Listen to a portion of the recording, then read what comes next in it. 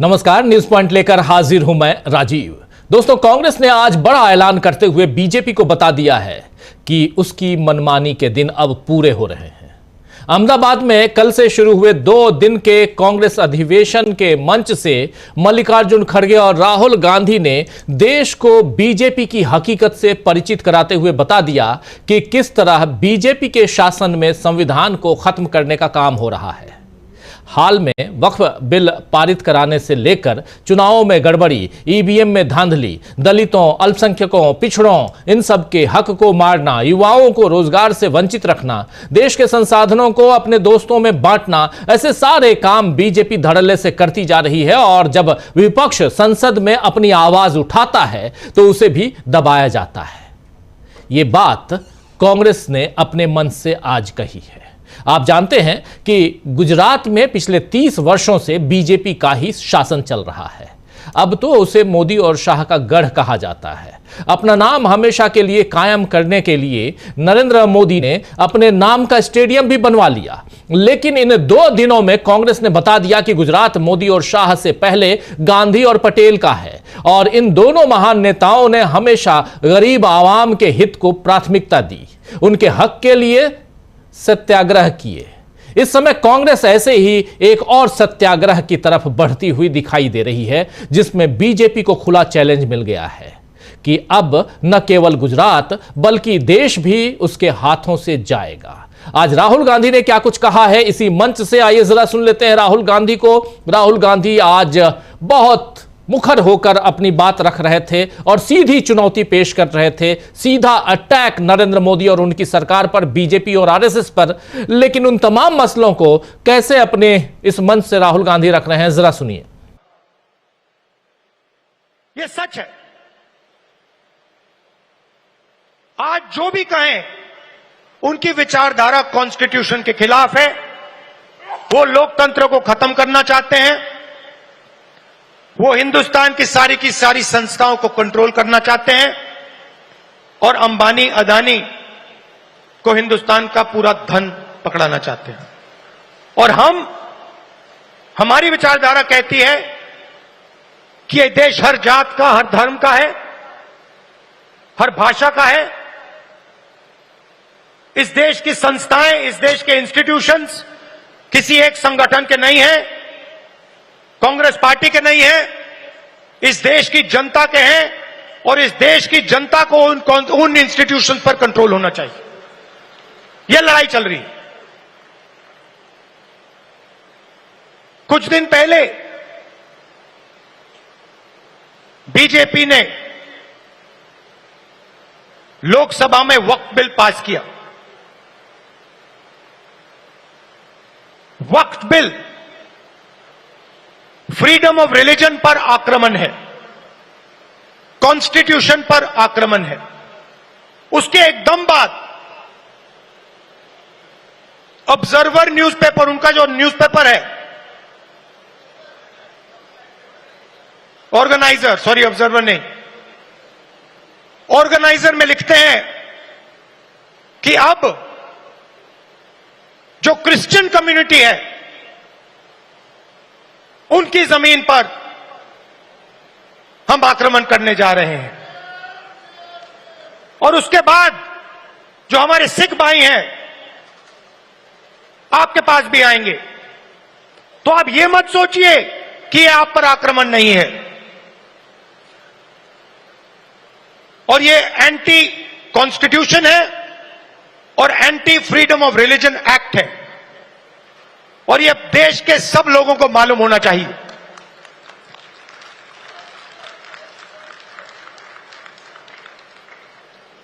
तो हम चाहते हैं कि हर कम्युनिटी, हर धर्म, हर भाषा को इस देश में इज्जत मिले, रिस्पेक्ट मिले, जगह मिले। हम चाहते हैं कि यह देश सब लोगों का हो और हर धर्म, हर जात, हर भाषा को इस देश से फायदा मिले। यहां पीछे जूली जी हैं, कहां हैं आप? जूली जी कहां है? जूली जी टीकाराम जूली जी कहां है भाई? हाँ, जूली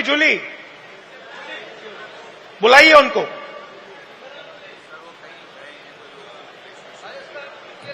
अच्छा, टीकाराम जूली हमारे सीएलपी हैं, राजस्थान के, दलित हैं, मंदिर गए थे। उनके मंदिर में जाने के बाद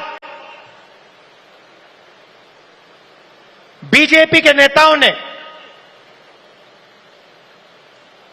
मंदिर को साफ करवाया, धुलवाया,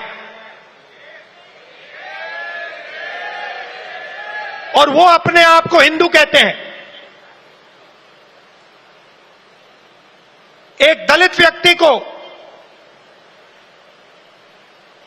मंदिर में जाने का अधिकार नहीं देते हैं, और जब जाता है तो फिर मंदिर को धुलवाते हैं। ये हमारा धर्म नहीं है, ये हमारा धर्म नहीं। तो यहां पर पूरी बात अपनी बहुत संजीदगी के साथ रखते हुए राहुल गांधी ने एक और भी बहुत ही यहां महत्वपूर्ण बात रखी कि कैसे देश में या कहे तो दुनिया में आर्थिक जगत में एक बड़ी हलचल मचने जा रही है, और कैसे नरेंद्र मोदी और ट्रंप, इन दोनों के जो संबंध हैं वो एक्सपोज हो गए हैं।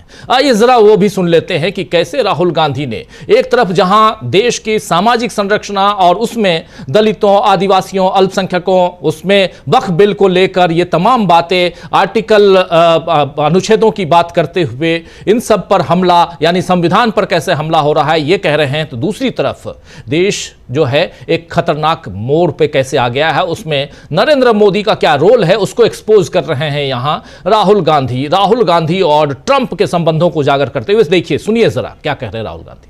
पहले नरेंद्र मोदी अमेरिका गए, याद है आपको, गले लगे थे, याद है? इस बार गले लगने वाली फोटो देखी आपने? देखी? कहां गायब हो गई? राष्ट्रपति ट्रंप ने ऑर्डर दिया, जिनको मोदी जी अपने मित्र कहते हैं, ऑर्डर दिया, सुनो, इस बार गले नहीं लगेंगे, इस बार नए टैरिफ लगाएंगे। चूं तक नहीं निकली, आज तक गायब है।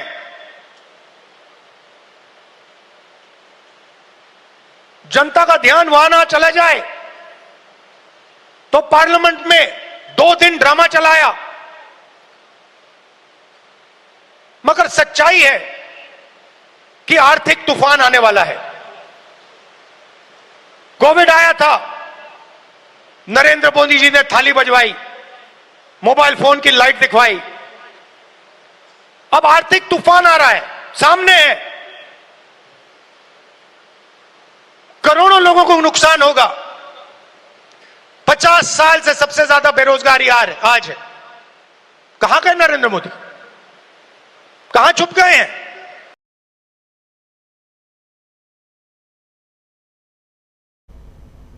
तो सुन रहे थे आप, यहां कहां गए नरेंद्र मोदी और कहां छुप गए हैं, क्योंकि आर्थिक तूफान आने वाला है इस देश में। लेकिन दूसरी तरफ बीजेपी और आरएसएस को एक्सपोज करते हुए राहुल गांधी इसी मंच से क्या कुछ कह रहे थे, जरा वो भी सुन लीजिए। आरएसएस और बीजेपी रोज इस कॉन्स्टिट्यूशन पर आक्रमण कर रहे हैं, और इनको सिर्फ कांग्रेस पार्टी रोक सकती है, बाकी पार्टियां नहीं रोक सकती हैं। आप देखना, क्योंकि ये विचारधारा की लड़ाई है। जिस पार्टी के पास विचारधारा नहीं है, क्लैरिटी नहीं है, वो बीजेपी, आरएसएस के सामने नहीं खड़ी हो सकती। जिस पार्टी के पास विचारधारा है, वो ही आरएसएस और बीजेपी का मुकाबला कर सकती है, और वो ही आरएसएस और बीजेपी को हराएगी।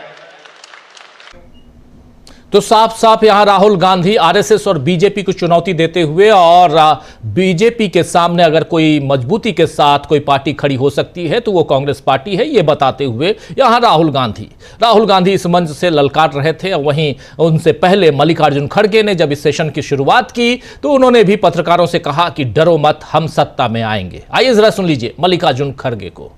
हम हमेशा गरीबों के साथ है, माइनॉरिटीज के साथ है, बैकवर्ड्स के साथ है, अछूत के साथ है, दलित के साथ है, और जो भी गरीब है, किसी कौम का हो, किसी जाति का हो, ऊपर जाति का हो, नीचे सबको भला करने के लिए, उसके समस्या को हल करने के लिए कांग्रेस खड़ी है, वो आगे रहेगी तुम्हारे साथ। इसीलिए मैं इतना ही कहूंगा, हम साथ दो, मिलके काम करेंगे और सब लोग कांग्रेस पार्टी का अगर साथ देंगे तो गुजरात में आने वाले चुनाव में हमारी पार्टी यहां गवर्नमेंट जरूर बनाएंगे।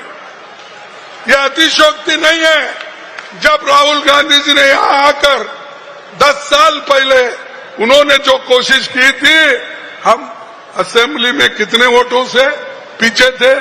सिर्फ 7-8 वोटों से पीछे थे। यही है, और वो 7-8 इस बार लेने का हमको सबको मिलके जोड़ के काम करने का इरादा है। इसीलिए मैं गुजरात के लोगों से भी यही कहूंगा, तुम आगे बढ़ो।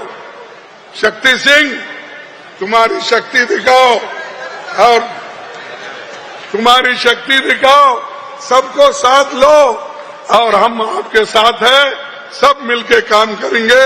राहुल जी आपके साथ है, मैडम सोनिया गांधी जी आपके साथ है, मैं आपके साथ हूं। लोगों को जोड़ो, हम आगे बढ़ेंगे। चलो, तो सुन रहे थे यहां मल्लिकार्जुन खड़गे ने आज चुनावों में धांधली से लेकर विपक्ष की आवाज दबाने तक कई मुद्दों पर बीजेपी को घेरा है। आइए जरा यह भी सुन लीजिए कैसे चुनावों में धांधली और कैसे यहां बीजेपी को घेरा जा रहा है। ये सारी बातें मल्लिकार्जुन खड़गे ने ईवीएम से लेकर और कैसे ईवीएम के खिलाफ आंदोलन करेगी कांग्रेस पार्टी, इन सब पर खुलकर विचार अपने रखे। और आप जान रहे हैं कि चुनाव के वक्त और खासकर जो 3 चुनाव बीते हैं, हरियाणा, महाराष्ट्र और दिल्ली का चुनाव, जिसमें विपक्ष को हार मिली है, इसके बाद से विपक्ष ने बहुत कुछ यहां ओपन करने की कोशिश की, चुनौती दी, पेश की चुनौती बीजेपी यानी सत्ता पक्ष के सामने भी और इलेक्शन कमीशन के सामने भी। लेकिन उन चुनौतियों से पर्दा तो बाद में उठेगा और खासकर जो सवाल हैं उन सवालों का जवाब तो बाद में मिले या ना मिले, लेकिन कांग्रेस अंदरूनी मजबूती करने की, दिखाने की कोशिश कर रही है, वो साफ दिख रहा है। तो एक तरफ मल्लिकार्जुन खड़गे, दूसरी तरफ इधर राहुल गांधी की एक बाइट जरा पहले सुना देता हूं, फिर मल्लिकार्जुन खड़गे पे भी आऊंगा। राहुल गांधी आज जब अपनी बात रख रहे थे तो एक तरफ वो अमेरिका की बात कर रहे थे, दूसरी तरफ बांग्लादेश की बात भी कर रहे थे। और चाहे अमेरिका हो या बांग्लादेश हो, इन दोनों ही देशों का जिक्र करते हुए राहुल गांधी ने कहीं ना कहीं नरेंद्र मोदी को एक्सपोज करते हुए यह बता दिया कि बांग्लादेश के शासक के सामने भी, प्रशासक के सामने भी कैसे नतमस्तक हो जाते हैं नरेंद्र मोदी। आइए जरा उसको सुन लीजिए। बांग्लादेश का राष्ट्रपति उल्टा बयान देता है और नरेंद्र मोदी जी उसके साथ बैठे हुए हैं, चुप, एक शब्द नहीं निकलता मुंह से। कहां गई 56 इंच की छाती?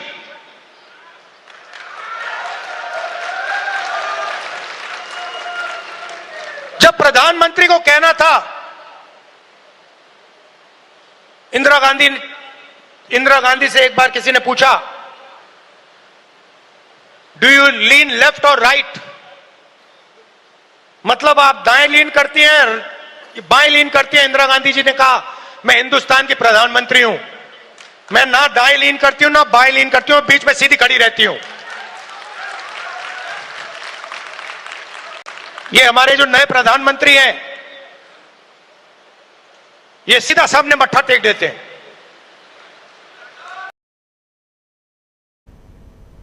तो प्रधानमंत्री जी सीधा मत्था टेक देते हैं सामने, न बाएं न दाएं। इंदिरा गांधी का जिक्र करते हुए यहां राहुल गांधी नरेंद्र मोदी को यहां एक्सपोज कर रहे हैं। लेकिन मल्लिकार्जुन खड़गे उधर ईवीएम को लेकर जो बातें यहां कर रहे थे तो जोश भर रहे थे अपने यहां कार्यकर्ताओं में, नेताओं में। आइए जरा सुन लीजिए उनको भी, मल्लिकार्जुन खड़गे। आज चुनाव आयोग से लेकर संसद तक सरकार का विस्तार बनाने की कोशिश है। इलेक्शन इंस्टीट्यूशन भी उनके कंट्रोल में है और सरकार हर चीज में आज इंटरफियर करके अपना वर्चस्व हर जगह बिठा रही है। चुनाव में घोटाला हो रहा है। इलेक्ट्रॉनिक टेक्नोलॉजी के एडवांसमेंट के साथ पूरी दुनिया के विकसित देश ईवीएम को छोड़कर बैलेट पेपर की तरफ चल गए हैं। कहीं भी दुनिया में ईवीएम्स नहीं है, सिर्फ भारत में है, वो भी इतना बड़ा देश है।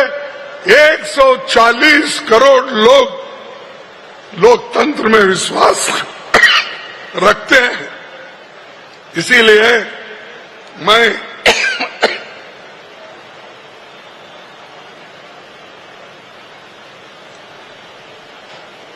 विकसित देश भी बैलेट पेपर में, लेकिन हम ईवीएम पे चल रहे हैं। ये सब फ्रॉड है, मैं ये कहूंगा, लेकिन वो लोग प्रूव करो।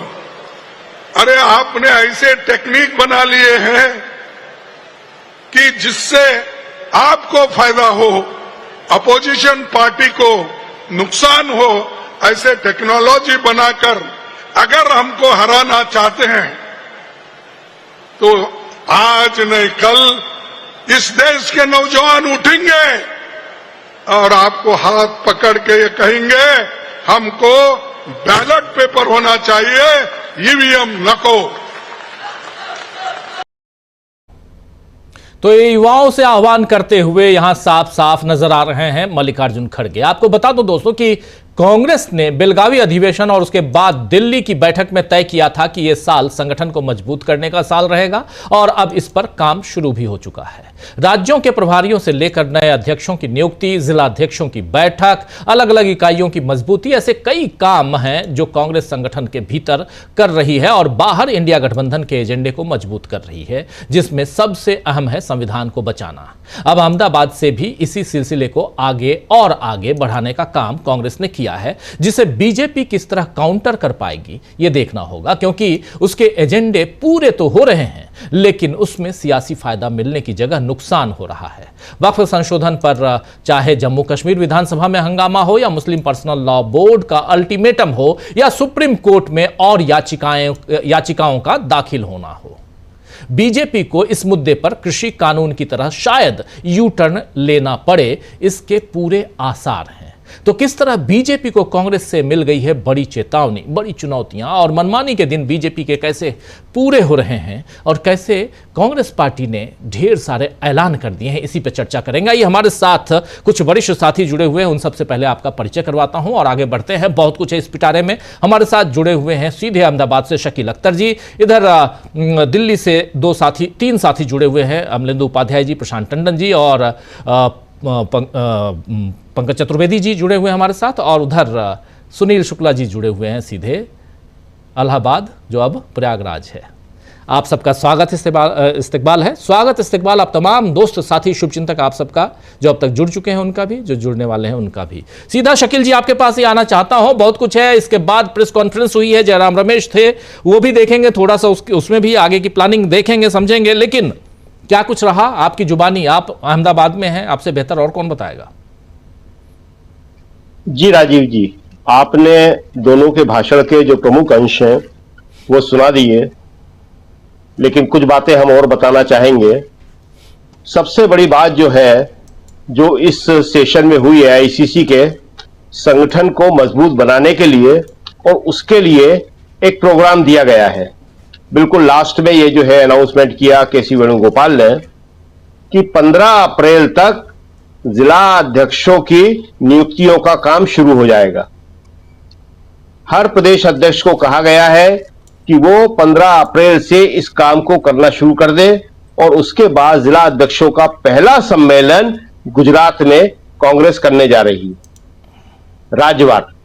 इस राज्य के सम्मेलन में उन्होंने कहा कि सोनिया गांधी भी आएंगी, राहुल गांधी भी आएंगे और कांग्रेस अध्यक्ष खड़गे जी तो आएंगे ही आएंगे। ये एक बहुत ही महत्वपूर्ण निर्णय है।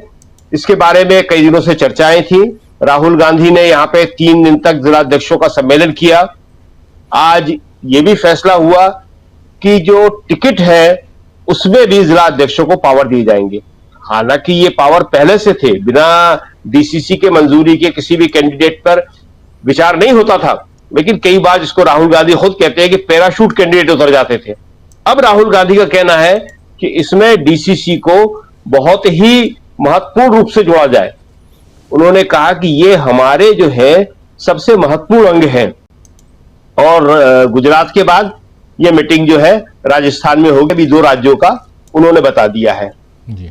इसके अलावा आज जो भाषण हुए वो वाकई दोनों के ऐसे थे। कांग्रेस अध्यक्ष खड़गे जी के 2 भाषण हुए। एक उन्होंने पहले सुबह ओपनिंग रिमार्क दिया और एक क्लोजिंग रिमार्क दिया, और उससे क्लोजिंग रिमार्क से ठीक पहले 4 बजे के करीब जो है लास्ट में राहुल गांधी बोले, और जिन्हें सुनने के लिए सारे एआईसीसी के मेंबर थे।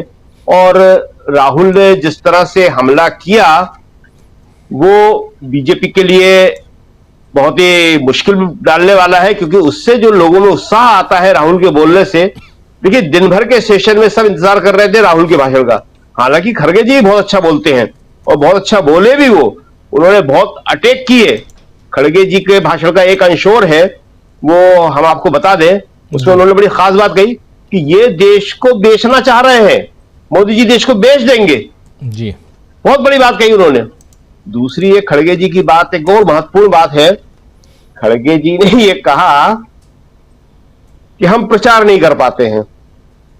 इस बारे में हमारे यहां काफी दिनों से बातचीत हम लोग आपस में करते रहते हैं कि क्यों नहीं कर पाते, क्या समस्याएं हैं, कैसी है, वो सब इनको देखना पड़ेगी। मगर आज उन्होंने कहा कि हमारे पास विचार तो है, आइडियोलॉजी है, लेकिन काम भी करते हैं, लेकिन प्रचार नहीं है।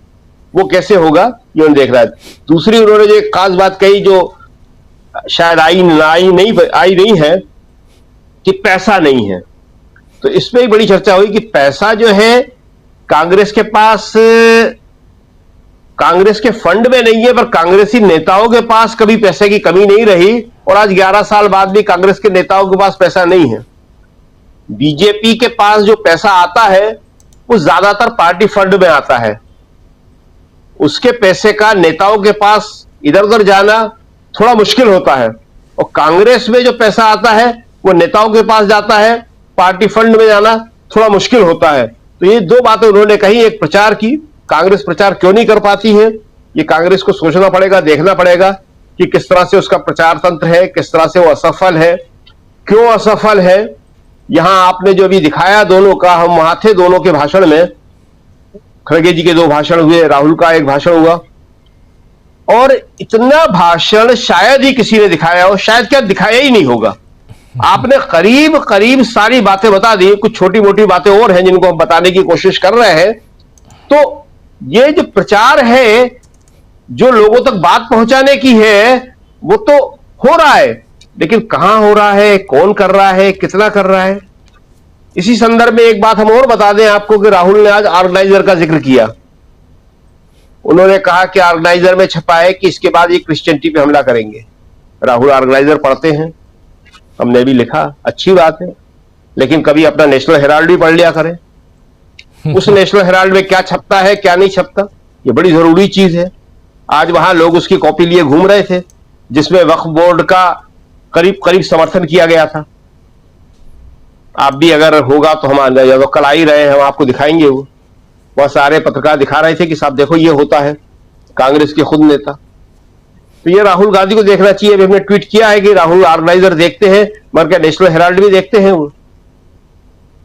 तो ये सारी बातें हैं जो इन हाउस, इनमें से काफी बातें होती है, लेकिन इसमें काम कितना होता है ये देखने की बात है। खैर, तो आज की जो बात है उसमें राहुल ने मोदी जी पे बहुत करारा हमला किया, जो उन्होंने कहा कि हर जगह मत्था टेक देते हैं। वो कहा बांग्लादेश के संदर्भ में।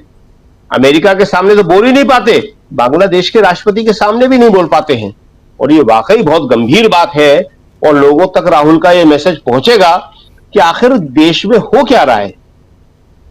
आज जो था उसमें एक और जो खास बात थी कि जिस तरह से उन्होंने जूली को बुलाया, आपने काफी देर तक उस क्लिपिंग को दिखाया, बड़ी अच्छी बात है वो। टीकाराम जूली ने खुद इस बात को कहा था। टीकाराम जूली को आज कांग्रेस ने मौका दिया था, पूरे देश के वहां प्रतिनिधि थे, इसलिए सबको मौका मिलना बड़ा मुश्किल होता है, कुछ ही लोग बोल पाते हैं वहां पे। टीकाराम जूली ने अपना दर्द बताया वहां पे कि किस तरह वो मंदिर में गए थे। वो वहां पे विधानसभा में कांग्रेस के नेता हैं, लीडर अपोजिशन जी, और कई बार के जीते हुए हैं। उनके साथ ऐसा व्यवहार कि जब वो मंदिर से बाहर आए तो उस मंदिर को गंगा जल से बीजेपी के नेताओं ने धुलवाया। खड़गे जी ने भी इस बात को कहा, टीकाराम जूली ने खुद बताया, और राहुल ने तो आपने देखा ही, आप बता ही रहे थे उसको, राहुल ने कितनी बार पुकारा कि कहां है टीकाराम जूली जी। अगर टीकाराम जूली उस टाइम होते, वहां इधर उधर हो गए होंगे। सुबह से सब लोग बैठे हैं, कल से बैठे हैं, यहां वहां जाना थोड़ा स्वाभाविक होता है, इधर उधर आदमी निकल जाता है। उम्मीद भी नहीं होगी टीकाराम जी को कि इस तरह राहुल उन्हें बुला लेंगे और उन्हें एकदम, अगर खड़े हो जाते वो तो उनका महत्व और बढ़ जाता।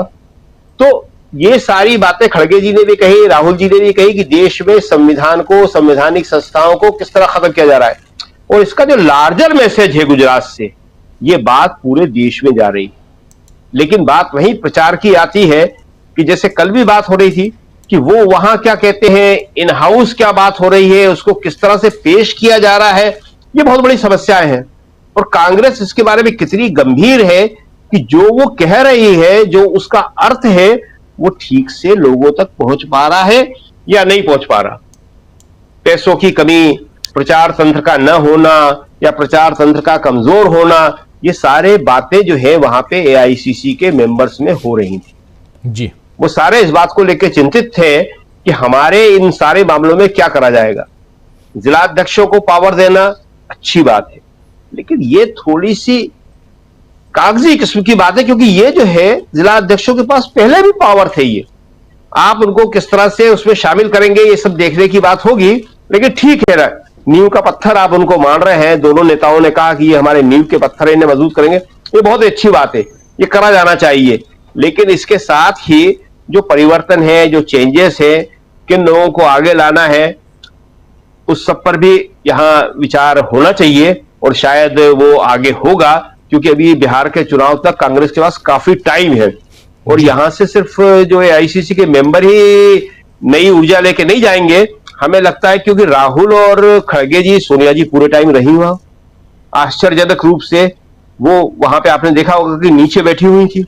कांग्रेस की अपनी परंपराएं हैं, उन परंपराओं पे चलता है। आज भी सीडब्ल्यूसी की मीटिंग नीचे बैठ के होती है, एआईसीसी का सेशन नीचे बैठ के होता है, बाहर परंपरागत ढंग से लोक नृत्य होता है, राष्ट्रगान होता है। ये लोग बात करते हैं कि राष्ट्रवाद की। पहले जनगणमन हुआ सुबह, उनके आने पे खड़गे जी के अध्यक्ष को सलामी दी जाती है, उसके बाद वंदे मातरम से प्रोग्राम शुरू हुआ। ये सारी की सारी जो गतिविधियां होती है, अब इनका प्रचार नहीं होगा तो कैसे मालूम पड़ेगा कि कांग्रेस का कोई प्रोग्राम आज तक बिना राष्ट्रगान के, जनगणमन से या वंदे मातरम से कभी होता ही नहीं है। लेकिन इसको हमें नहीं लगता अभी कोई भी अखबार लिख देगा, कोई भी बीजेपी का नेता बोल देगा कि सब कांग्रेस में ये सब कहां है। ये सब इनका है अपना, तो ये सब करना चाहिए। लेकिन सब मिला के आज समापन हो गया इसका, और ये एक मैसेज बहुत अच्छा गया है लोगों के बीच में। कार्यकर्ताओं में तो गई है, लेकिन गुजरात की जनता में बहुत अच्छा मैसेज गया है। और गुजरात में अगर राहुल ने कहा है कि हम अगला चुनाव यहां पे जीतेंगे 2027 में, तो यहां का कांग्रेस ही तो उसके लिए तैयार है, जनता भी उसके लिए तैयार है। लेकिन अब पार्टी लीडरशिप किस तरह काम करती है, क्या करती है, वो देखना होगा। जी राजीव। बिल्कुल बिल्कुल बिल्कुल। और आता हूं, दोबारा आते हैं आपके पास, और भी बहुत कुछ आपके जरिए समझेंगे। जरा आना चाहता हूं पंकज चतुर्वेदी जी आपके पास। पंकज जी, इस पूरे 2 दिवसीय इस अधिवेशन से कांग्रेस, और अभी आप सुन रहे थे राहुल गांधी का भाषण, पूरा भाषण आपने सुना है, मल्लिकार्जुन खड़गे के भी पूरे भाषण को सुना है, बहुत कुछ वहां के इनपुट्स हैं और हमारे साथी शकील जी बता ही रहे थे। जरा आपसे भी समझना चाहता हूं कि क्या यहां से कांग्रेस जिस मजबूती और खासकर सांगठनिक तौर पर यानी संगठन को मजबूत करने की जो बात करती है, 2025 का ये जो वर्ष है उसके लिए उन्होंने रखा है, क्या आपको लगता है कि कांग्रेस यहां से मजबूत इरादों के साथ निकल के आ रही है? राजीव जी, आज का जो सत्र है मैं उसकी एक खासियत बताना चाहूंगा। आज एआईसीसी मेंबर्स के लिए एक ओपन सेशन था जिसमें सभी लोग अपने तरफ से प्रस्ताव दे रहे थे, और उसके जो पहले 2 वक्ता थे, सचिन पायलट और दूसरे शशि थरूर, ये 2 वो लोग थे जिनको लेकर चंपू मीडिया ने महीनों कागज काले किए, टीवी में बहस की और इन दोनों को बीजेपी में घुसेड़ ही दिया था। उसके बाद में कानपुर का एक प्रतिनिधि खड़ा होता है, वो पब्लिक सभी शीर्ष नेताओं के सामने बोलता है कि यदि किसी पार्टी के अध्यक्ष का एक लड़का समाजवादी पार्टी में और दूसरा लड़का बीजेपी में हो तो क्या ऐसे लोगों को अध्यक्ष बनना चाहिए। एक जो बिहार से आई हुई लेडी थी, मिसेस पासवान शायद नाम था उनका, उन्होंने अपने दिल की बात की। कई लोगों ने पदाधिकारियों पर सवाल खड़े किए, कुछ लोगों ने खड़गे जी की बात को आगे बढ़ाया कि जो लोग काम नहीं कर रहे उनको पार्टी से निकाल दो, उन 30% लोगों को आइडेंटिफाई किया जाए जो लोग पार्टी के खिलाफ हैं। ये जो पूरा सत्र है, मैं आपको बोलूं कि असल में कांग्रेस का सत्र यही था, और ये इसलिए था क्योंकि लोग कहते हैं कि 100 साल से अधिक पार्टी कांग्रेस वो पार्टी नहीं है जो पहले की कांग्रेस हुआ करती थी। तो आज के सत्र में बताया कि ये वही कांग्रेस है जहां पर आप बहुत सारी असहमतियों के साथ में अपने शीर्ष नेतृत्व के सामने असहमति प्रकट करके भी पार्टी में इज्जत से बने रह सकते हो। अभी शशि थरूर वाला मामला तो अभी 1 महीने हुआ है, हम लोगों ने भी अपने प्लेटफॉर्म पर चर्चा की थी और बताया था कि भाई ऐसा नहीं है जैसा हो रहा है जी। और शशि थरूर का एक्सीलेंट भाषण, जिसको कहना चाहिए, उन्होंने जो भाषण दिया। सचिन पायलट जिस व्यक्ति को लगभग बोल दिया था कि अब ये तो अमित शाह की उंगली से शहद चाट चुका है, उसका पहला भाषण, और वो भाषण भी इतना खूबसूरत था। और वो यानी सचिन पायलट का भाषण मैं आज का नहीं बोल सकता हूं कि वो सदस्यों की मीटिंग का हासिल महफिल था, और उसमें सचिन पायलट ने स्थापित किया कि वो राष्ट्रीय स्तर पर नेतृत्व करने लायक एक लीडर है। जितने भी लोगों को मौका दिया, जो लोगों ने संगठनों के बारे में बातचीत की, खुल के बातचीत की, यही ताकत है। और जैसे शकील साहब ने बताया कि जिला कमेटियों का गठन शुरू होने वाला है। ठीक है, कांग्रेस में तो असहमतियां चलती रहेंगी, अभी बीजेपी में बहुत सारी असहमतियां हैं, लेकिन पैसा और अमित शाह की गुंडा पुलिस के सामने उनकी असहमतियां चलती नहीं है। लेकिन कांग्रेस में जिला अध्यक्ष अब थोड़ी सी ईमानदारी से बनाए जाएंगे। ठीक है, जाहिर है कि हर प्रदेश अध्यक्ष अपने लोगों को अपॉइंट करना चाहेगा और जो लोग नहीं होंगे उनका थोड़ा बहुत विरोध होगा, लेकिन जिस तरीके से ये रिफॉर्म की प्रोसेस शुरू हुई है, इसको मैं कह सकता हूं, प्रशांत जी ने जैसा लिखा कि जो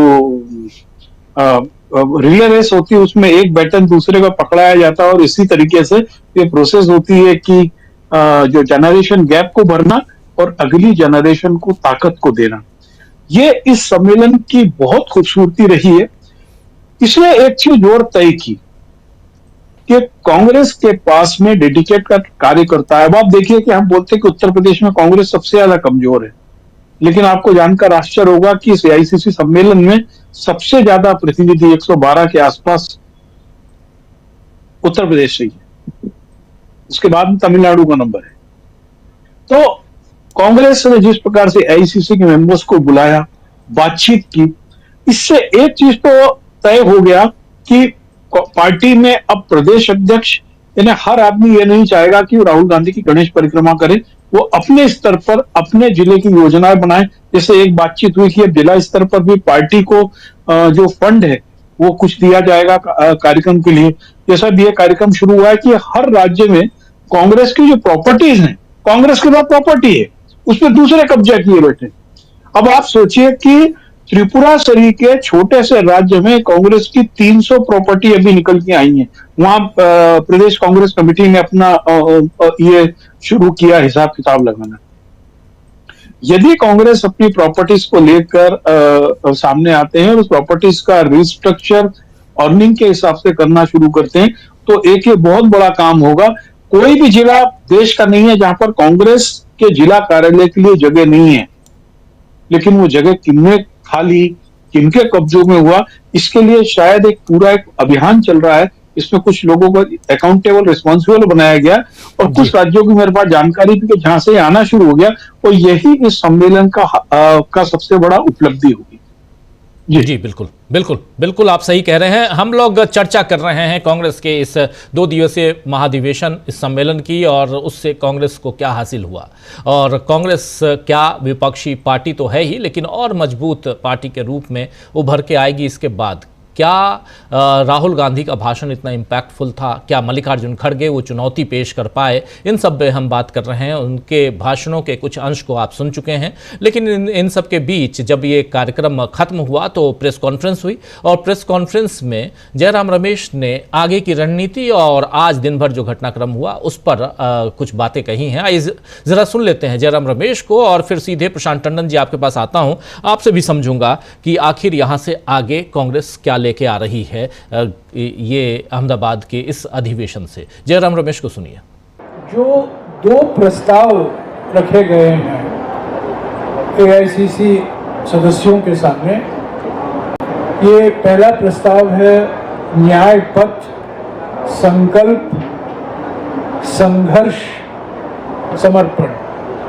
एक्चुअली सीक्वेंस है संकल्प, समर्पण और संघर्ष। तो इस पर अभी चर्चा चल रही है, इसके बाद पारित होगा। और एक और जो विशेष प्रस्ताव है जिसका मूल उद्देश्य ये है, गुजरात में कांग्रेस क्यों अभी कांग्रेस की जरूरत है गुजरात में, उसको लेकर एक प्रस्ताव रखा गया है एआईसीसी में। उस पर चर्चा भी हो रही है, कुछ लोग उस पर भी चर्चा अपनी बातें रख रहे हैं, और जब रेजोल्यूशन एडॉप्ट करने का समय आएगा तो दोनों प्रस्ताव पर वोटिंग होगा और सर्वसम्मति से मैं समझता हूँ ये पारित होगा। इसके तुरंत बाद जैसे ही ये पारित होता है, ये दोनों प्रस्ताव, न्याय पथ प्रस्ताव और गुजरात में कांग्रेस क्यों प्रस्ताव, दोनों आपको मिल जाएगा। क्योंकि हम उम्मीद कर रहे हैं कि ये 6 बजे तक। तो सुन रहे थे प्रशांत जी, बहुत सारी बातें यहाँ कही जा रही हैं प्रेस कॉन्फ्रेंस में, और जयराम रमेश को आप सुन रहे थे, लेकिन उससे पहले आपने सुन लिया मल्लिकार्जुन खड़गे को भी और राहुल गांधी को भी, तमाम दूसरे नेता भी यहाँ बोल रहे थे, उनका जिक्र कर रहे थे हमारे साथी पंकज चतुर्वेदी जी। जरा आपसे भी समझना चाहता हूँ कि क्या ये क्योंकि नरेंद्र मोदी और अमित शाह के घर में, उनके गढ़ में, उनके राज्य में जाकर एक चुनौती, और ये बताना कि ये मोदी और शाह का राज्य होने से पहले गांधी और पटेल का राज्य है। प्रशांत जी। ये तो बार बार वहाँ फोकस था कि वो गांधी की वजह से और गांधी की अध्यक्षता में जो अधिवेशन अहमदाबाद में हुआ उसकी 100 साल की उपलक्ष्य में वहाँ पे है। लेकिन आज के अधिवेशन को अगर हम उसका विश्लेषण करें, उसके पहले जरा देखें कि जो 2023 में, फरवरी 2023 में जो रायपुर का अधिवेशन हुआ था, उसका हासिल क्या हुआ। रायपुर के अधिवेशन में 2-3 चीजें बहुत महत्वपूर्ण थी। फोकस विचारधारा पे था और फोकस नफरत की राजनीतिक जवाब देने का था। और अब आप उसके बाद 2024 का चुनाव आता है, और मैं ये नहीं कह रहा हूं कि नफरत की राजनीति कम हो गई। मस्जिदों के सामने अभी भी डांस हो रहे हैं, अभी भी वक्फ बिल पास किया गया, लेकिन एक नफरत के खिलाफ बहुत पुख्ता तौर पर एक राजनीतिक विकल्प खड़ा है और मजबूती से खड़ा है। केवल कांग्रेस नहीं, कांग्रेस की हिम्मत देखकर बाकी दल भी अब उतनी ही ताकत से बात करते, मुकाबला करते हैं। तो पहले ये था कि बीजेपी की जो नफरत की राजनीति है उसमें बाकी दल डिफेंसिव हो जाते थे, अब डिफेंसिव नहीं होते। इस विचारधारा का असर क्या हुआ? आज पंकज जी की तरह मैं भी देख रहा था, एआईसीसी डेलीगेट्स की भाषा सुन रहा था कि इन लोगों के मन की बात सुनी जाए जो नीचे काम करते हैं। नेताओं को तो हम लोग रोज सुनते ही हैं रैलियों में और प्रेस कॉन्फ्रेंस में। एक के बाद एक कई डेलीगेट्स ने राहुल गांधी की उस बात को पकड़ा कि बीजेपी, जो कांग्रेस के अंदर छुपे हुए बीजेपी के लोग हैं, इनको बाहर निकालो। इससे लगता है कि कांग्रेस के नीचे तक जो वैचारिक प्रतिबद्धता है वो गई है, वो कंफ्यूजन दूर हुआ है। तब कांग्रेस का सबसे निचला जो कार्यकर्ता है उसको भी अपनी वैचारिक स्थिति मालूम है कि उसको किससे लड़ना है, क्या उसके हथियार हैं। ये तब्दीली पिछले 2 साल में आई है, ये बड़ा अचीवमेंट है कांग्रेस पार्टी का। अब इसको वो शेप कैसे देते हैं ये हम आगे देखेंगे। उसमें 2-3 बातें और थी कि मीडिया को लेकर भी था, इलेक्शन प्रोसेस को लेकर था। इस अधिवेशन में भी वो बातें दिखाई दे रही हैं। एक बात जो यहाँ इस अधिवेशन में लिखित तौर पे अब आई है पहली बार शायद, वो है जातिवार जनगणना की बात। और राहुल गांधी जब भाषण दे रहे हैं और वो तेलंगाना के कास्ट सर्वे को कोट कर रहे थे। तेलंगाना के कास्ट सर्वे में कोई 13% अपर कास्ट है, लगभग 56% ओबीसी हैं, इसमें मुस्लिम ओबीसी भी शामिल है। तो ये फिगर्स राहुल गांधी कोट कर रहे हैं जी। और वो साथ साथ ये भी कोट कर रहे हैं कि 13% लोग हैं, ये इंडस्ट्री में, इंस्टीट्यूशंस में 90% है। ये बड़ी बात है। लेकिन साथ साथ राहुल गांधी एक बड़े शक्तिशाली वर्ग को चुनौती दे रहे हैं। उन्होंने अडानी अंबानी का भी नाम लिया, अक्सर लेते हैं। होता क्या है कि अगर आपने इतना फर्म तरीके से रेजोल्यूशन में कास्ट सर्वे को, कास्ट सेंसस को लिखी है बात, आप तेलंगाना के कास्ट सर्वे को कोट कर रहे हो। राहुल गांधी अक्सर अपने भाषणों में कहते हैं अब जरूरत है कि जातिवाद जनगणना को लेकर आप आंदोलन करें, राष्ट्रव्यापी संविधान और जातिवाद जनगणना को लेकर राष्ट्रव्यापी आंदोलन हो। वरना क्या होगा कि आप बहुत ताकतवर एक वर्ग को चुनौती दे रहे हैं जो संस्थाओं में बैठा है, जो सीबीआई में बैठा, ईडी में बैठा, सुप्रीम कोर्ट में बैठा, ब्यूरोक्रेसी में, मीडिया में 90% है। उद्योगपति उसी के हैं।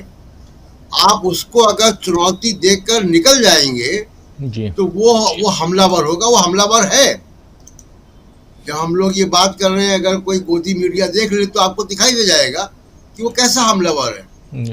ये जो 12-13% वर्ग है स्टेटस को वाला, ये ताकतवर है। तो आप इस ताकतवर वर्ग को चुनौती अगर दे रहे हो और आपके पास प्रोग्राम नहीं है, आप इसको चुनौती मैदान पर नहीं दे रहे, राजनीतिक तौर पर नहीं दे रहे, तो फिर इसका नुकसान भी होगा। और नुकसान हो रहा है, कांग्रेस को लगातार हो रहा है। इलेक्शन कमीशन में यही लोग बैठे, मीडिया में यही लोग बैठे। तो मुझे लगता है कि जैसे रायपुर के बाद कांग्रेस ने राष्ट्रीय स्तर पर एक तब्दीली दिखाई थी कि बीजेपी के खिलाफ एक वैचारिक तौर पर एक मजबूत विकल्प खड़ा हुआ है। और केवल कांग्रेस नहीं, बाकी इंडिया गठबंधन की पार्टियों को भी ताकत मिली है बीजेपी आरएसएस से लड़ने की। मुझे लगता है कि अब जातिवाद जनगणना का और सामाजिक न्याय का मुद्दा अगर कांग्रेस ने अपने रेजोल्यूशन में डाला है और कास्ट सर्वे का उदाहरण दे रहे हैं राहुल गांधी, तो यहाँ के बाद कांग्रेस एक बहुत ठोस कार्यक्रम जो है वो लाएगी, ताकि इसको हम कंसोलिडेट कर सके ग्राउंड में। सिर्फ चुनौती दे के आप हट जाएंगे तो वही होगा जो हो रहा है मीडिया में।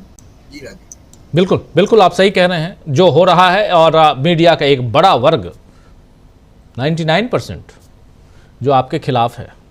तो ये तो तय करना होगा कांग्रेस पार्टी को कि आखिर कांग्रेस अपनी चुनौतियों का, खासकर ऐसी चुनौतियों का सामना कैसे करे। ये भी इंपॉर्टेंट है। जरा आना चाहता हूं सुनील शुक्ला जी आपके पास, आप भी बहुत नज़दीक से इन तमाम चीज़ों को देख रहे हैं, समझ रहे हैं। जरा आपसे भी समझूं कि क्या यहाँ से आप देखते हैं कि कांग्रेस एक मजबूत इरादों के साथ निकल के दिल्ली और खासकर बिहार के चुनाव में जा रही है? धन्यवाद राजीव जी। जिस बात की आवश्यकता लगातार महसूस की जाती रही है कांग्रेस के फ्रंट पर, वह है कि संगठन की मजबूती और उसके मुद्दों की स्पष्टता। बार बार यह कहा जाता रहा है कि कांग्रेस एक राजनीतिक विमर्श तो पैदा करती है, खासतौर से राहुल गांधी विमर्श तो पैदा करते हैं, लेकिन उनकी बात को आम लोगों तक ले जाने के लिए जिस संगठन की आवश्यकता होती है, उस संगठन की कमी हमेशा कांग्रेस महसूस करती है। इस अधिवेशन में, आईसीसी के इस अधिवेशन में लगभग सभी नेताओं ने, खड़गे साहब से, राहुल गांधी से होते हुए जितने लोगों ने भाषण दिए, एक संगठन की मजबूती की बात सबने की। और जिन मुद्दों की बात खड़गे साहब, राहुल गांधी करते रहे हैं, उन विषयों को ही लोगों ने दोहराया। राहुल गांधी ने बड़ी स्पष्टता के साथ देश की विदेश नीति, आर्थिक स्थिति, सरकार की आर्थिक नीतियां, एक पोलराइजेशन और सामाजिक बिखराव को लेकर के भारतीय जनता पार्टी की जो कार्यशैली, इन तमाम विषयों पर अपनी बातें रखी और उन बातों को अपने आम पार्टी कार्यकर्ताओं और नेताओं तक पहुंचाने की कोशिश की। और इसी की आवश्यकता है। अगर कांग्रेस अपने कार्यक्रमों में स्पष्टता नहीं रखेगी और उन्हीं बातों को, जो जैसा कि शकील साहब ने कहा कि आप ऑब्जर्वर का उल्लेख तो करते हैं कि उसमें क्रिश्चियंस की जमीन लेने के बारे में क्या कहा गया है, लेकिन आपके अपने अखबार में जो वक्फ बिल के समर्थन में जो बातें कही जाती हैं, उसकी आप चिंता नहीं करते। इससे पर यह स्थिति होती है कि बात के का जो असर जितना होना चाहिए उसमें कमी आ जाती है या वो कमजोर पड़ जाती है। राहुल गांधी की सबसे बड़ी ताकत है कि राहुल गांधी ने अपने मुद्दों को, अपने विमर्श को, अपने तर्कों को कहीं कमजोर नहीं किया। चाहे उनको चुनावी लाभ मिला हो न मिला हो, उसका राजनीतिक लाभ उन्हें मिला हो न मिला हो, इलेक्टोरल पॉलिटिक्स में उसका उपयोग कर पाए हो न कर पाए हो, लेकिन एक राजनीतिक विमर्श बनाने के लिए जो उनकी पड़ रही है उसमें कभी उन्होंने संशोधन नहीं किया। इस तरह की तार्किकता और निरंतरता पार्टी में हर स्तर पे आवश्यकता है। कांग्रेस ने अपने इस अधिवेशन में जो बातें कही रही हैं, जो प्रस्ताव भी पारित कर रहे हैं, उन प्रस्तावों में भी कम से कम उन्हीं बातों का उल्लेख किया गया है जिसको राहुल गांधी लगातार कह रहे हैं या कांग्रेस लगातार कह रही है। यह तथ्य है कि कांग्रेस की स्वीकृति बढ़ी है। अहमदाबाद जैसे शहर में इतने बड़े पैमाने पर इस भव्य तरीके से अपने सम्मेलन को कर लेना इस बात का प्रमाण है। और अभी जो चुनावी चंदों का एक रिपोर्ट आई, हालांकि भारतीय जनता पार्टी और कांग्रेस के बीच में जमीन आसमान का फर्क है, लेकिन कम से कम कांग्रेस के को लोग चंदा देने लगे, चाहे इंडिविजुअल हो और चाहे कारपोरेट के लोग हो, चाहे व्यापारी हो, चाहे संगठनों के लोग। दोनों में तुलना नहीं कर सकते हैं आप, कोई तुलना नहीं है, लेकिन कम से कम दूसरे नंबर की पार्टी है। तो यह इस बात का संकेत है कि कांग्रेस को लेकर के लोगों के मन में जो आस है वो और मजबूत हुई है कि यह भारतीय जनता पार्टी को मजबूती के साथ चुनौती दे सकती है। इस चुनौती देने का जो माहौल है, राजनीतिक माहौल कांग्रेस बना रही है, उसके लिए आवश्यक है कि वह अपने कार्यकर्ताओं को भी इसी आधार पर तैयार करे।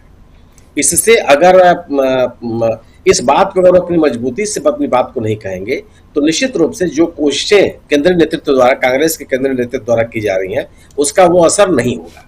जी एक बात और जो मैंने महसूस किया, अब ये शकील साहब बहुत बेहतर तरीके से बता सकते हैं कि इस पूरे अधिवेशन में इंडिया दल समूह की बात नहीं हुई।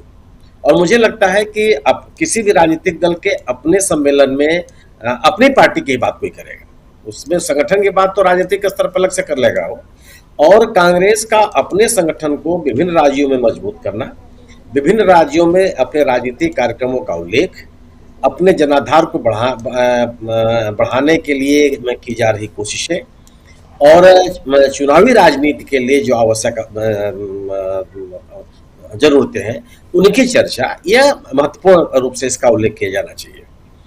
भारतीय जनता पार्टी की विफलताओं को, सरकार की विफलताओं को कांग्रेस ने अपने अधिवेशन में जिस तरीके से उठाया है उसको महत्वपूर्ण माना जाना चाहिए। अभी अधिकांश राजनीतिक दलों की स्थिति रही है पिछले समय तक कि वो नरेंद्र मोदी पर सीधा सीधा हमला लोग नहीं करने से बचते रहे।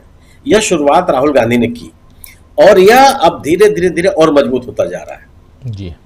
विदेश नीति को लेकर के, अर्थव्यवस्था को लेकर के, आर्थिक नीतियों को लेकर के उन्होंने सीधे राहुल गांधी ने प्रधानमंत्री नरेंद्र मोदी पे हमला किया और यह उनका जो सीधा आमने सामने खड़े होने की जो कोशिश है मुद्दों के आधार पर, यह राहुल गांधी की विश्वसनीयता को और बढ़ाता है। राहुल गांधी भारतीय जनता पार्टी को विकल्प की तलाश रहे लोगों के मन में राहुल गांधी और कांग्रेस के प्रति एक विश्वास की स्थिति और मजबूत होती है। मुझे लगता है कि आम लोगों को, देश के लोगों को कांग्रेस इस अधिवेशन के माध्यम से यह संकेत और यह संदेश देने में भी सफल होती दिख रही है कि वह भारतीय जनता पार्टी की नीतियों के खिलाफ राजनीतिक स्तर पर हर स्तर पर लड़ने के लिए तैयार है और वह लोगों के बीच में जाएगी। ये जरूर है कि जिन बातों की चर्चा इस अधिवेशन में की गई है, नेताओं ने किया है, उन बातों को एक राजनीतिक कार्यक्रम के तहत लोगों तक ले जाने की कोशिश कैसे कांग्रेस करेगी, इसकी भी चर्चा कांग्रेस के द्वारा की जानी चाहिए। मुझे लगता है कि उसके आधार पर कांग्रेस द्वारा कही गई बातों का और व्यापक असर होगा। जी बिल्कुल बिल्कुल बिल्कुल। इस मौके पे इमरान प्रतापगढ़ी, फिर उधर कन्हैया कुमार, कई सारे नेता, बहुत और कुछ नेताओं का जिक्र कर रहे थे अभी पंकज चतुर्वेदी जी, इन तमाम नेताओं ने बहुत ही शानदार भाषण दिया। इमरान प्रतापगढ़ी के एक भाषण को आपके सामने रखना चाहता हूँ, ज़रा उसे भी सुन लीजिए। और कई नेता जो युवा नेता हैं वो आगे आ रहे हैं, वो शायद पार्टी को और मजबूत करें। इमरान प्रतापगढ़ी क्या कह रहे हैं, सुनिए जरा। ये किसने कहा आपसे आंधी के साथ हूं, ये किसने कहा आपसे आंधी के साथ हूं, मैं गोडसे के दौर में गांधी के साथ हूं। इस राष्ट्रीय अधिवेशन में पूरे भारत के एक एक छोर से, एक एक राज्य से आए हुए कांग्रेस पार्टी के जो तमाम सदस्य यहां पर उपस्थित हैं, मैं आपकी ऊर्जा को सलाम करता हूं और मैं आज जो प्रस्ताव पेश हुआ है उस पर बात करने के लिए आपके बीच में खड़ा हूं। एक ऐसा मुश्किल दौर है जब सत्ता में बैठे हुए सत्ताधीशों ने नफरत को अपना परमानेंट हथियार बना लिया हो। ऐसे समय में कांग्रेस पार्टी देश के हर कोने में जा करके मोहब्बत की बात कर रही है, प्यार की बात कर रही है। और इस जो कार्यक्रम का नाम है वो न्याय पथ है।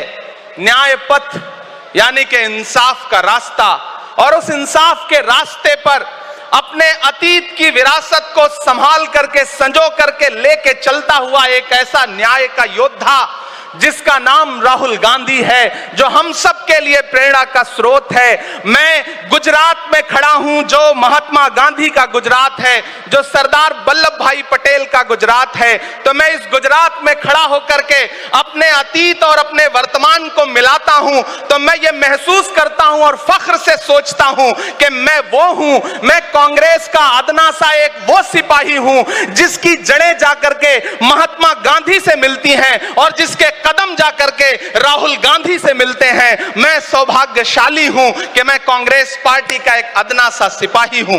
साथियों, मैं कोई लंबा चलिए, ऐसे तमाम नेताओं ने अपने अपने भाषण दिए और गोडसे के दौर में गांधी के साथ हैं, ये बात कह रहे हैं इमरान प्रतापगढ़ी और कई नेता, देश की जनता, एक बड़ा वर्ग जो आज भी गांधी के साथ है। हम सब भी गांधी के साथ ही हैं, महात्मा गांधी के साथ हैं, खुले तौर पे हैं, उनकी विचारधारा को अमल करते हैं, अमल में लाते हैं और रोज़मर्रा की ज़िंदगी में उनसे कुछ न कुछ सबक लेते हैं। इसलिए ज़रूरी है कि आप किसके साथ हैं ये आपको तय करना है। लेकिन कांग्रेस पार्टी यहाँ से क्या एक बड़े वर्ग के साथ खुद को दिखाती हुई नजर आती है? अमलेंदु उपाध्याय जी। तौर पर राजीव जी, जो प्रस्ताव लाया गया है और जो बातें कही गई हैं खासतौर से मल्लिकार्जुन खड़गे के द्वारा और राहुल गांधी द्वारा, उनसे लगता है कि एक नया रास्ता तो तैयार किया जा रहा है और एक ऊर्जा भरने का काम जो है अपने कार्यकर्ताओं में किया जा रहा है। मुझे लगता है कि ज्यादा महत्वपूर्ण बात इसमें यह है कि कांग्रेस का जो इतिहास है वो कांग्रेस के कार्यकर्ताओं को ही बताया जा रहा है कि अपना ये गौरवशाली इतिहास है और हमको इससे जुड़े रहना है, यानी जमीन से अपनी जड़ों से जुड़े रहना है। ये काम भी इस अधिवेशन ने राजीव जी किया है और ये काफी ज्यादा महत्वपूर्ण है, क्योंकि अगर आप अपनी जड़ों से कटे रहेंगे तो वो काफी ज्यादा नुकसानदेह पार्टी के लिए हो सकता है और उसका नुकसान शायद हुआ भी है कि जड़ों से जिस तरीके से लोग कटते गए हैं। तो अब ये एक अच्छा प्रयास कहा जा सकता है कि सबको याद किया जा रहा है और ये भी बताया जा रहा है कि नेताजी सुभाष चंद्र बोस जो थे 1938 में यही कांग्रेस के अध्यक्ष बने थे। बाबा साहब अम्बेडकर का क्या रिश्ता रहा गुजरात से, ये भी कि महात्मा गांधी और सरदार वल्लभ भाई पटेल और दादा भाई नौरोजी, ये तीन जो कांग्रेस के महत्वपूर्ण स्तंभ है वो गुजरात से आते थे और जिन्होंने पूरी दुनिया में जो था वो कांग्रेस का और भारत का नाम रोशन किया, तो ये भी बताया गया।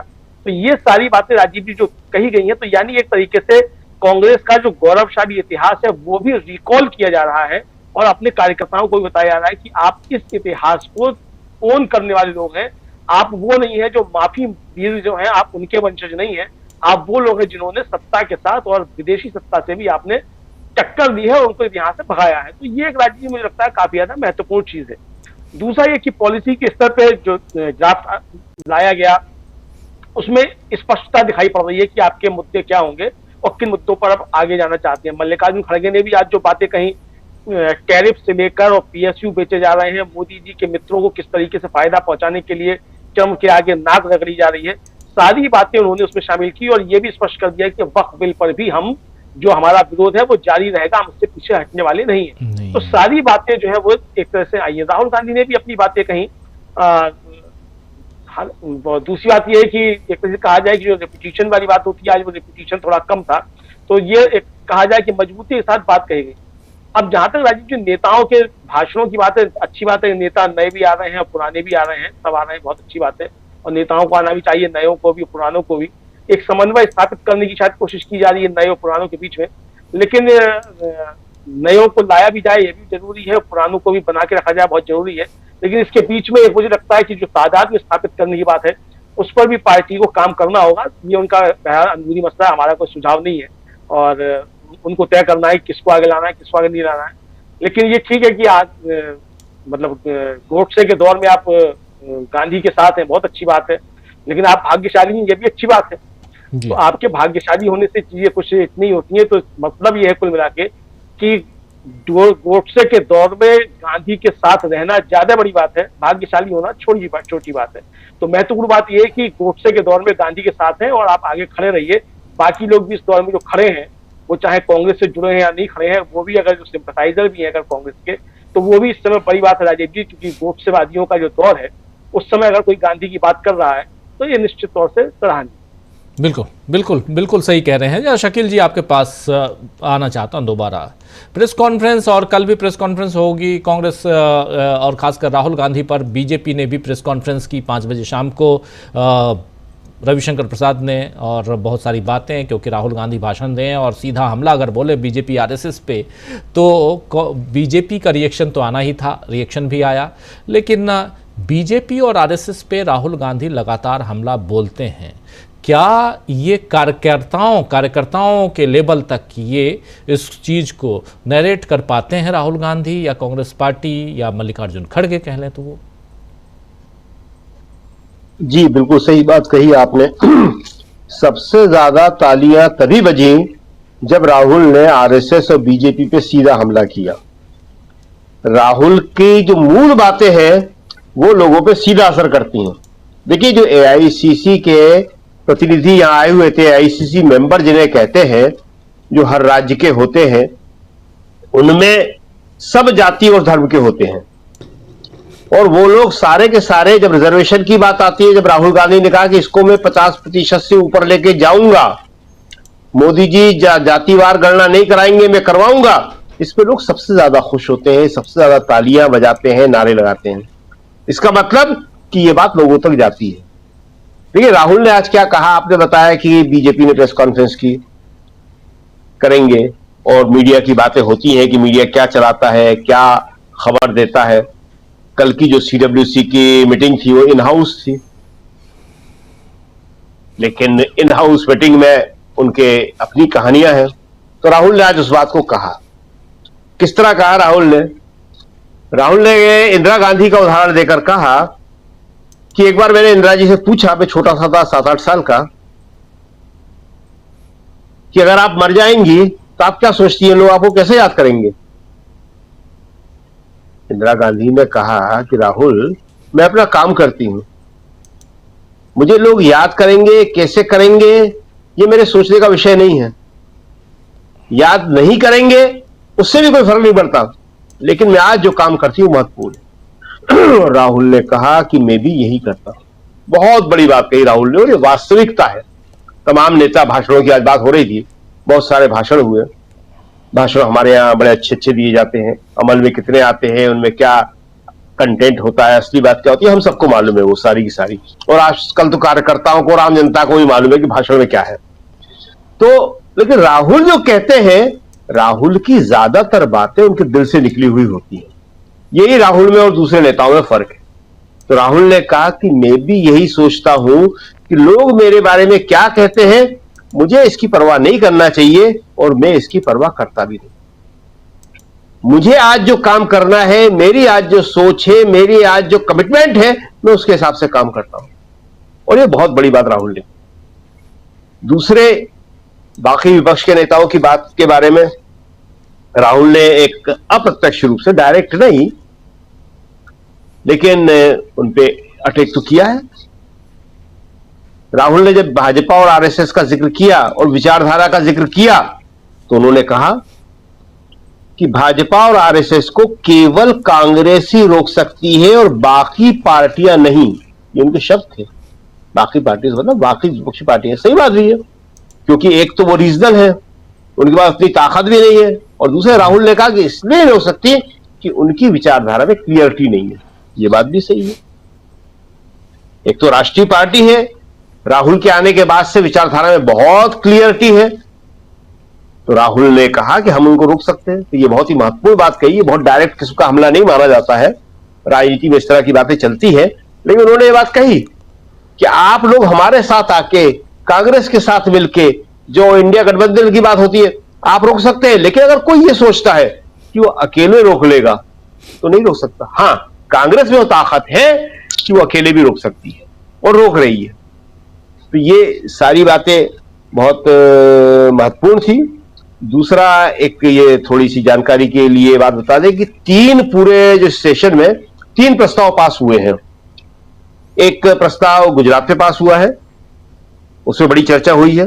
गुजरात के प्रस्ताव में कहा गया है कि गुजरात की अपेक्षाएं पूरी नहीं हुई हैं। मोदी जी ने एक नैरेटिव बना के गुजरात के लोगों के साथ धोखा किया है, पूरे देश में गलत कहानी फैलाई है। कांग्रेस गुजरात के लोगों की अपेक्षाएं पूरी करेगी। और यहां हम आपको बता दें, हम 3 दिन से यहां पे हैं, हर तरह के लोगों से मिल रहे हैं, यहां के लोकल लोगों से भी मिल रहे हैं, गुजरात के नेताओं से भी मिल रहे हैं, कार्यकर्ताओं से भी मिल रहे हैं। गुजरात के आम सबके मन में यह बात है कि मोदी जी की सरकार को यहां से हटाना चाहिए। हमने पूछा भी कि मोदी जी की सरकार, मोदी जी तो कब से यहां नहीं है, 11 साल हो गए, कौन है मुख्यमंत्री? आप यकीन नहीं करेंगे, कोई मुख्यमंत्री को मुख्यमंत्री नहीं मानता। और हमारे साथ जो पत्रकार बैठे हुए थे, उनमें से बाय द वे किसी को भी याद नहीं आया कि मुख्यमंत्री का नाम क्या है, इंक्लूडिंग मी। जब हमसे किसी ने पूछा तो हम भी नाम नहीं बता पाए कि गुजरात के मुख्यमंत्री कौन है। वो सच्चाई है, कोई नहीं जानता। तो इसलिए वो लोग कह रहे थे कि मोदी जी की सरकार वहां हटाना है। कोई काम नहीं होता है, झूठी कहानियां हैं। आज खड़गे जी ने वही बात कही। देखिए, आपके मीडिया का बहुत असर है और फर्क बहुत पड़ता है। मानते कांग्रेसी कुछ भी नहीं है, अपना भी अखबार नहीं पढ़ते, हमारा और आपका तो लिखा क्या पढ़ेंगे वो जी। आज खड़गे जी ने वही बात कही जो कल हमने कही थी कि यहां पे जो कुछ भी बना है वो सारा का सारा कांग्रेस ने बनाया है। मोदी जी के राज में 30 साल उनकी सरकार राज्य में है, 11 साल से केंद्र में है, कुछ नहीं बताओ। सही, हमने कल बताया था कि ये जिस सरदार पटेल मेमोरियल हॉल में ये मीटिंग हो रही है, आज यहाँ पे जो हो रही है रिवर फ्रंट पे, ये सब कांग्रेस के टाइम का है। सर्किट हाउस, एक एक इमारत जो है वहां पे, लोग पूछ रहे थे और बता रहे थे, एक चीज नहीं बनी हुई 30 साल की, या 11 साल की वहां नहीं दिखती है। सारा प्राइवेट स्कूलों को दे दिया गया है, सारी शिक्षण संस्थाएं तबाह कर दी गई हैं, इसी तरह मेडिकल सुविधाएं भी, सब कुछ प्राइवेट कर दिया गया है। तो लोग वास्तविक रूप से तंग है, लेकिन वही सवाल है कि उन्हें कोई सही विकल्प दिखता नहीं है। और लोग 10 साल पुरानी वो बात याद कर रहे थे, हालांकि वो 10 साल नहीं हुए, उसको 7-8 साल हुए हैं 2017 के चुनाव को बड़ी शिद्दत से याद। और एक एक आदमी इतनी गंभीरता से कारण बता रहा था कि कांग्रेस को हारी और बीजेपी ने किस तरह मैनेज किया। और सही थे कारणों सारे के सारे, हमें भी मालूम थे, आपको भी मालूम है सारे के सारे किस तरह से मैनेज किया बीजेपी ने, और कांग्रेस की कहां कमजोरी रही, जो छोटी छोटी चीजें होती है कांग्रेस उन पर ध्यान नहीं दे पाई। तो वहां के लोग ये चाहते हैं। तो पहला जो प्रस्ताव है गुजरात पे जो पास हुआ, पहला नहीं कहना चाहिए उसको, क्रमवार हम उसको बताना, पहला प्रस्ताव सरदार पर बता देते हैं क्रमवारी। सरदार पटेल पे पास हुआ है पहला प्रस्ताव, सरदार पटेल की योगदान पे, ये उनकी 150वीं जयंती है सरदार पटेल की, और सरदार पटेल का कांग्रेस बहुत सम्मान करती है। वहां जगह जगह सरदार पटेल के नाम से कांग्रेस की कई चीजें बनी हुई हैं, जितनी गांधी जी की उतनी सरदार पटेल की भी है। और तीसरे अपने नेता दादा भाई नौरोजी को भी याद करते, सबने किया वहां। ये कांग्रेस में ही हो सकता है कि दादा भाई नौरोजी को आज आमतौर पर लोग नहीं जानते, लेकिन कांग्रेस उनको याद करते हुए बार बार ये कह रही थी, और सब नेता कह रहे थे कि हमारे 3 बड़े नेता गुजरात से हुए हैं। तो पहला प्रस्ताव सरदार पटेल की योगदान पे हुआ, बड़ा अच्छा प्रस्ताव था वो। फिर गुजरात के ऊपर जो हम बता रहे हैं कि गुजरात में कांग्रेस ने कहा कि हम जनता की आशाएं और जनता की जो अपेक्षा है उन्हें पूरा करने के लिए पूरी मेहनत करेंगे, और 2027 के चुनाव में इस बात को कार्यकर्ता बड़ी गंभीरता से ले रहे हैं कि राहुल ने कहा कि मैं 2027 का चुनाव जीतूंगा। कार्यकर्ता सोच रहे हैं कि कांग्रेस कुछ करेगी और खुद करने को तैयार है, इसमें कोई दो राय नहीं है। एक छोटी छोटी घटनाएं बताते हैं, टाइम बहुत कम है वैसे जी, कि वक्फ बिल के ऊपर जो बहस हुई और जिन लोगों ने समर्थन किया, वहां कांग्रेस के जो नेता हैं वो इतने खुश हुए कि कल CWC की मीटिंग होने के बाद में वहां पे उन नेताओं से संपर्क किया गया, जो भी अवेलेबल थे, जो आए हुए थे वहां, और उनका सार्वजनिक सम्मान किया गया। हमने वो डाली है, सार्वजनिक सम्मान किया गया। जो मिले सारे के सारे जो बोले थे, मतलब सबका तो नहीं कर सकते इतने वोट से, लेकिन जो उनकी जानकारी में आया कि लोकसभा में ये बोला था, राज्यसभा बोला था, उनके पास गए कि साहब चलिए आप, तो लोग वहां कर रहे हैं, कोई डर नहीं है। तो ये दूसरा बताया गुजरात पे। और तीसरा न्याय पथ, कि कांग्रेस न्याय पथ पे चलेगी, और इस सम्मेलन का नाम भी, सेशन का नाम भी न्याय पथ कर दिया था उन्होंने, न्याय पथ के ऊपर। तो ये 3 औपचारिक प्रस्ताव पास हुए हैं इसमें, और निश्चित ही रूप से बहुत ही सफल रहा। गुजरात का चुनाव राहुल गांधी ने बहुत ही अच्छा किया था। जो महत्वपूर्ण बात होती है कि आखिर संगठन में बात तो राजनीतिक तो बहुत सारी है, आप क्या फैसला लेके जा रहे हैं, तो जिला अध्यक्षों को पावर देने का एक निश्चित रूप से अच्छा फैसला है। एक डेडलाइन दे दी कि ये करना है, अप्रैल में ये करना है, इसके आगे ये करना है, पहला राज्य गुजरात होगा, दूसरा राजस्थान होगा, उसके बाद ये होगा। तो एक प्रोग्राम बना के बाद देने से लोग इस समझ में आती है, गुजरात के लोग तैयारी में लग गए हैं, और गुजरात को इस सम्मेलन से बहुत आशाएं बढ़ गई हैं। अब ये कांग्रेस का काम है कि वो गुजरात के लोगों की आशाएं को किस तरह पूरी करती है। अगर ऊपर से काम हुआ तो गुजरात में आप परिवर्तन देख सकते हैं। जी राजीव जी, ऊपर से काम हुआ तो गुजरात में नया परिवर्तन, एक बहुत बड़ी बात आप कह रहे हैं। और चूंकि यहाँ मजबूत इरादे हैं तो शायद वो काम भी हो, और जिसमें डेडलाइन ऑलरेडी दिया हुआ है। पंकज जी, जरा आपसे भी समझना चाहता हूं, जो 3 प्रस्ताव, इन प्रस्तावों पे आपके विचार। गुजरात में हुआ सम्मेलन जो है 2027 के गुजरात चुनाव की तैयारी है। वहां पे बाकायदा नया गुजरात, नई कांग्रेस, और कांग्रेस गुजरात को कांग्रेस क्यों चाहिए, इसके ऊपर एक पूरा जो एक डिटेल प्रपोजल बना। और जो एक जानकारी है मेरी कि गुजरात चुनाव के लिए कांग्रेस अभी से एक सशक्त सेंट्रल मॉनिटरिंग कमेटी के साथ में काम कर रही है, और लगभग आने वाले 3 महीनों में गुजरात के लिए कंप्लीट कैंपेन तैयार हो रहा है। दूसरी चीज, कांग्रेस ने अपनी इसमें बहुत दिशा तय की, क्योंकि कांग्रेस को जो आरएसएस और बीजेपी से टकराना पड़ रहा था वो राष्ट्रवाद को लेकर था। राष्ट्रवाद को यहाँ पर बहुत अच्छी तरीके से परिभाषित किया गया कि राष्ट्रवाद केवल भूभाग की सुरक्षा नहीं है, राष्ट्रवाद जो है उस देश में रहने वालों की आर्थिक सामाजिक सुरक्षा सुनिश्चित करना भी है। और उसी के क्रम में राष्ट्रवाद की जो नई परिभाषा है जिसके अंदर युवा, बेरोजगारी, इन सब मसलों को लिया गया। दूसरे मुद्दे पर वो सीधे आते हैं जिसके अंदर आम तौर पर बहुत सारे कांग्रेसी मुंह मोड़ते थे राहुल गांधी से। वो था जातिगत जनगणना को लेकर। ऐसा कहा जाता था कि कांग्रेस को वो कहते थे कि जो मध्य मार्ग की पार्टी ना सोशलिस्ट पार्टियां जिस जातिगत राजनीति कर रही थी उससे कांग्रेस को उसमें नहीं पड़ना चाहिए। कांग्रेस ने बहुत स्पष्ट किया कि नहीं, हम जातिगत जनगणना करेंगे और प्राइवेटाइज यानी प्राइवेट सेक्टर में भी आरक्षण की बात करेंगे। ये एक बहुत बड़ा चुनौती वाला काम है, क्योंकि मान के चले अकेले कांग्रेस ने हर राजनीतिक दल का जो वर्चस्व वाला हिस्सा है वो अपर कास्ट है, और वो कम से कम जब जातिगत जनगणना, प्राइवेट सेक्टर में आरक्षण इन सब पे बात करते हैं तो वो थोड़ा सा अपने आप को कटा महसूस करते हैं।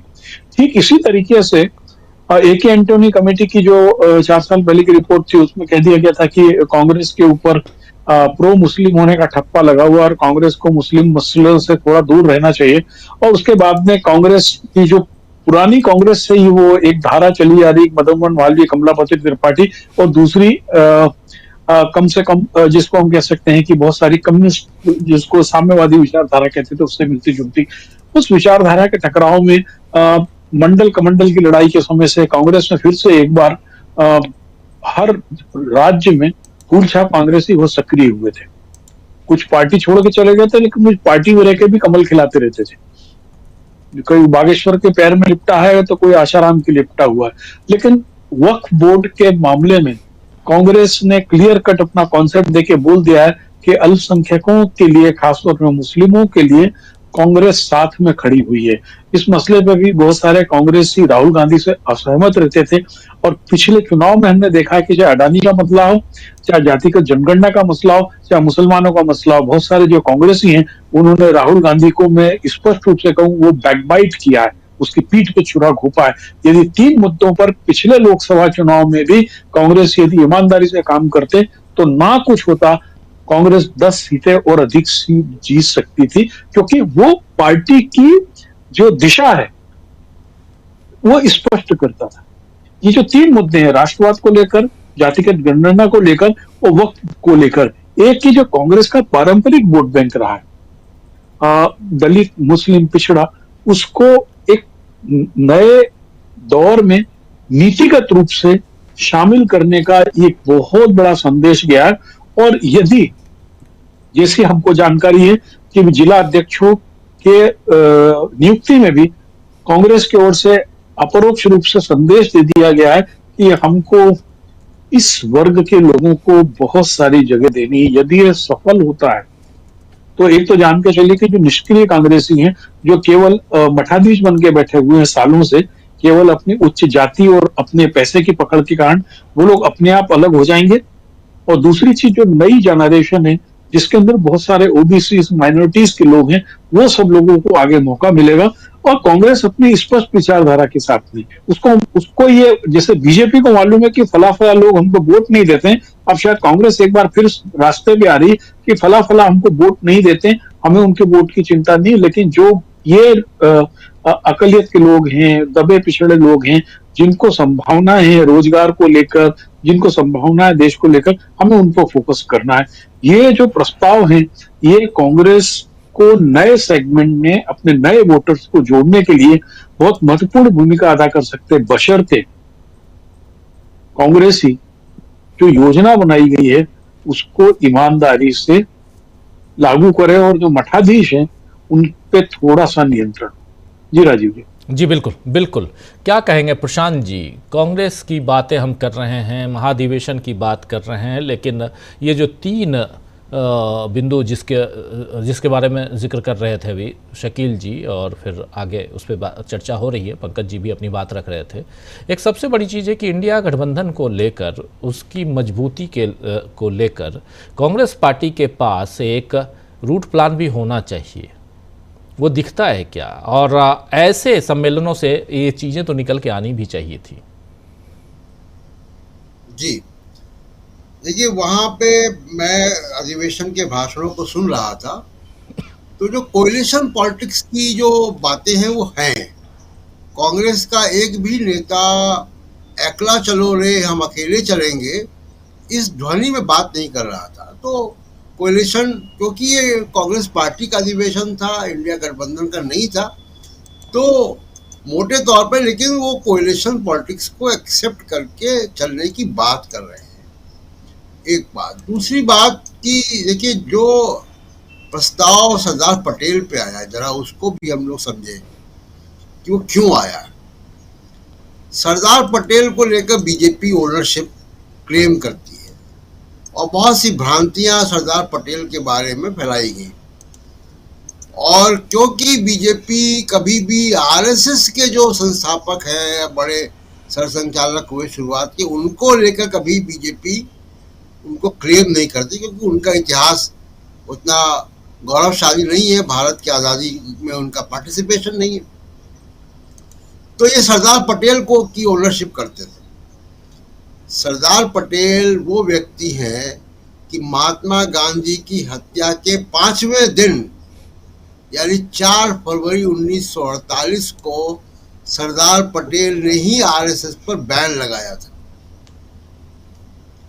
उसके बाद सरदार पटेल के लगातार चिट्ठियां हैं, बयान हैं, स्पीचेस हैं आरएसएस की आइडियोलॉजी को लेके, आरएसएस के सांप्रदायिकता को लेकर, और गांधी जी की हत्या के बाद मिठाई बांटने को लेकर।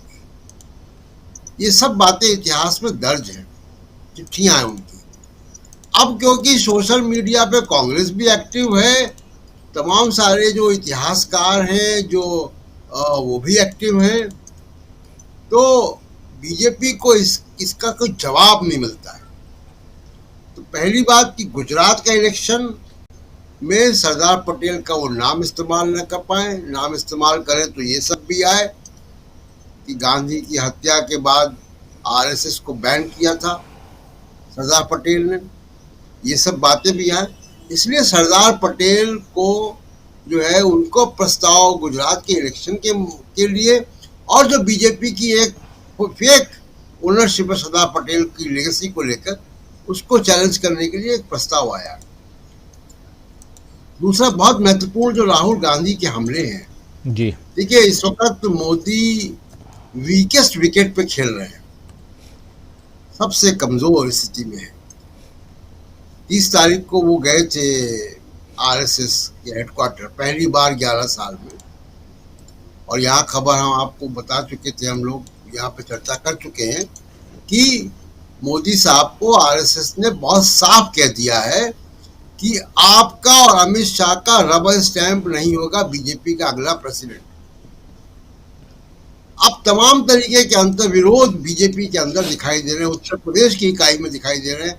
योगी आदित्यनाथ, जब ये संदेश गया तो मीडिया में तो धीमे धीमे अब आ रहा है, लेकिन हम लोग यहाँ पे चर्चा कर चुके थे तो उसी वक्त अब जैसे जैसे बात बीजेपी के अंदर आ रही है, बीजेपी के अंदर अंतर्विरोध बढ़ रहे हैं। अब जो स्टेट यूनिट्स हैं वो असर्ट कर रही है अपनी ताकत को, ताकि अध्यक्ष गुजराती पार्टनर्स का ना बने, गुजराती कंपनी का ना बने। ये बहुत साफ बीजेपी के अंदर डिबेट चल रही है। ऐसे वक्त में राहुल गांधी ने नरेंद्र मोदी पर टैरिफ को लेकर, नरेंद्र मोदी को वक्फ के मामले पर लेकर हमला किया। रविशंकर प्रसाद क्यों आए? रविशंकर प्रसाद की मूल प्रेस कॉन्फ्रेंस वक्फ के ऊपर है। वक्फ पे क्यों आए? क्योंकि उसका असर हो रहा है बिहार में, उसका असर हो रहा है आंध्र प्रदेश में। ये सहयोगी परेशान है, ये मीडिया के माइक देख के भागते हैं, सफाई देते नहीं बन रहा है। इसलिए रविशंकर प्रसाद वक्फ बोर्ड पे आए हैं। और जो राहुल गांधी ने कहा है कि जो आरएसएस का जो उन्होंने कहा कि क्रिश्चियंस के ऊपर अगला निशाना ईसाई है जी, और राहुल गांधी ने उसको पकड़ लिया। आरएसएस ने हिंट किया, राहुल गांधी ने उसको लिया जी बिल्कुल, और वो मामला अंतर्राष्ट्रीय भी होगा, उसका राष्ट्रीय इम्पैक्ट भी होगा। तो इस वक्त टैरिफ को लेकर इस वक्त बीजेपी की इंटरनल पॉलिटिक्स डायनेमिक्स को लेकर मोदी अपने सबसे कमजोर स्थिति में चल रहे हैं, और उस वक्त राहुल गांधी ने हमला किया है इनके ऊपर, इसलिए बहुत प्रतिक्रिया जो आई है तुरंत के तुरंत। वक्फ बिल में जो ऑब्जेक्टिव था वो शायद मीट नहीं हुआ, तो और उसने उल्टा असर ये किया कि जो इंडिया गठबंधन एनडीए के जो साथी लोग हैं, चाहे वो चंद्रबाबू नायडू हो, नीतीश कुमार हो, चिराग पासवान हो, जयंत चौधरी हो, इन सबको परेशान किया जी।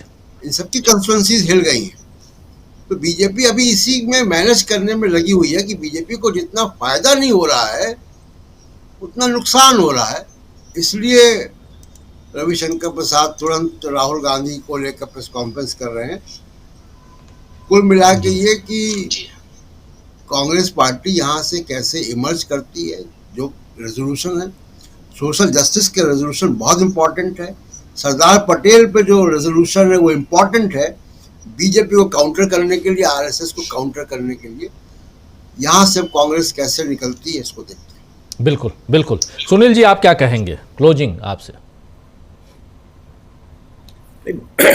इस पूरे अधिवेशन में भारतीय जनता पार्टी कांग्रेस की क्या आलोचना कर पाई?